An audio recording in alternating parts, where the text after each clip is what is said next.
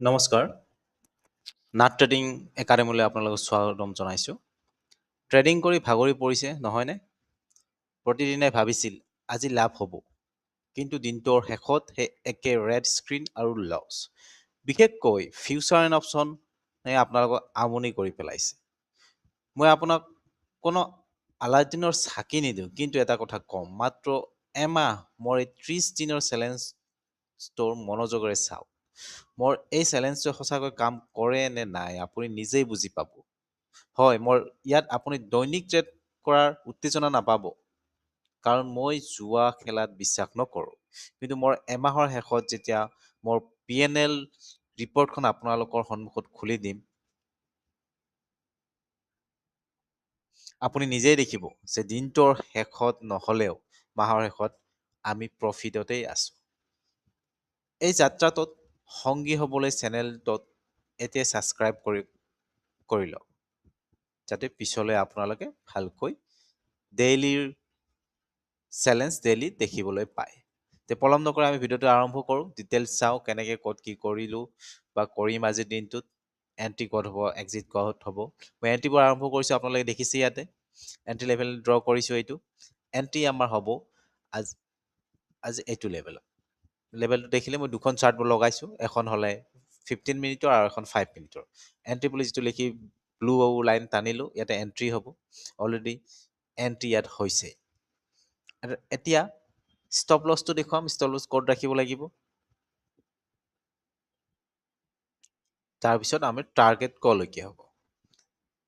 অলপ আৰম্ভ কৰোঁতে মোৰ দেৰি হ'লে, অপেনিং আমাৰ আজি গেপ আপ হৈছিলে, সেইটোৰ কাৰণে এণ্ট্ৰিটো লোৱাত অলপ অসুবিধা হৈ আছিলে।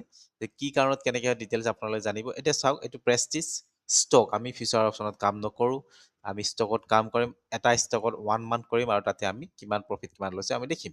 এতিয়া চাওক, এণ্ট্ৰি, ষ্টপ লছ আৰু টাৰ্গেট আমি ড্ৰ কৰিলোঁ।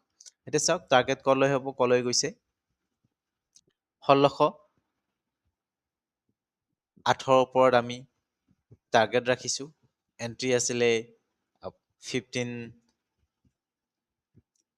এইটো লাইন 1579ত আছিলে। ষ্টপ লছ লগাইছোঁ আমি 1562ত ষ্টপ লছ লগাইছোঁ। গতিকে আপোনালোকে চাই লওক, আমাৰ এণ্ট্ৰি কৰা মতে আমাৰ টাৰ্গেট পাওঁ নে নেপাওঁ, নে ষ্টপ লছ হয়। ষ্টপ লছো হ'ব আমাৰ, এনেকুৱা নহয় যে ডেইলি প্ৰফিট থাকিব। আমি কিন্তু আৰু এইটোও ঠিক যে আমি ডেইলি এণ্ট্ৰিও নাপাম।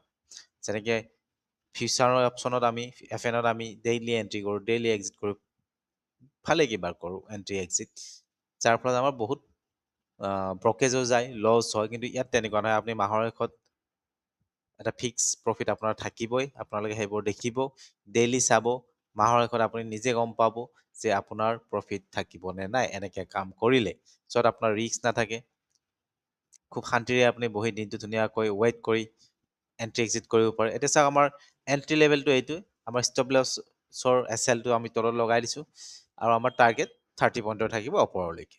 গতিকে আপোনালোকে অপেক্ষা কৰক, এতিয়া আমাৰ প্ৰফিট হয়নে আমি SLৰ পিনে যাওঁ। এয়া চাওক, এতিয়া আমাৰ এণ্ট্ৰিৰ পিছত এতিয়া আমাৰ টাৰ্গেটৰ পিনে গৈ আছে। টাৰ্গেট এচিভ হয়নে নহয় আমি চাই লওঁ। এতিয়া দেখিছে 10:45 হ'লে টাইম, 10:45ত আমি এতিয়া দেখিছোঁ যে আমাৰ প্ৰফিটৰ পিনে গৈ আছে। 15 মিনিট চাৰ্ট চাওক আৰু 5 মিনিট চাৰ্ট চাওক। 5 মিনিটত ডাউনটো দেখুৱাই আছে, ৰেড দুটা কেণ্ডেল হৈ গৈছে এতিয়ালৈকে, কিন্তু আমি টাৰ্গেট এতিয়ালৈকে আমি পোৱা নাই। আমি টাৰ্গেট নিশ্চয় পাম। এতিয়া চাওক, আমি আমাৰ যিটো SL আছিলে সেইটো আমি ওপৰলৈ উঠাই লৈছোঁ। SL আছিলে আপোনাৰ আগতে আছিলে 64 আছিলে, 61 আছিলে চাগে। এইবাৰ আমাৰ SL গৈছে 69ত আমি SL লগাইছোঁ।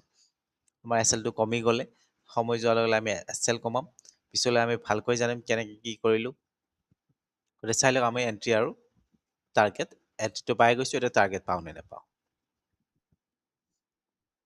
অ'কে, এতিয়া চাওকচোন নেক্সট আপডেটটো চাওক। আপুনি আমাৰ প্ৰায় টাৰ্গেটৰ কাষত গৈছে, আমি টাৰ্গেট পাওঁৱে হৈছোঁ। আমাৰ ন লছত গৈছে, আমাৰ ষ্টপ লছো আমি একেবাৰে ন লছ কৰিছোঁ। আমি এণ্ট্ৰি লেভেলত আমি ষ্টপ লছ লগাই দিছোঁ। আমাৰ এতিয়া ৰিভাৰ্চ আহিলে, এয়া চাই লওক, আমাৰ টাৰ্গেটো কমপ্লিট হৈ গ'ল। এতিয়া ৰিভাৰ্চ আহিলেতো আমাৰ লছ নহ'লে হয়, আমি ন লছত আছোঁ আৰু লগতে আমাৰ টাৰ্গেটো কমপ্লিট হৈ গ'ল।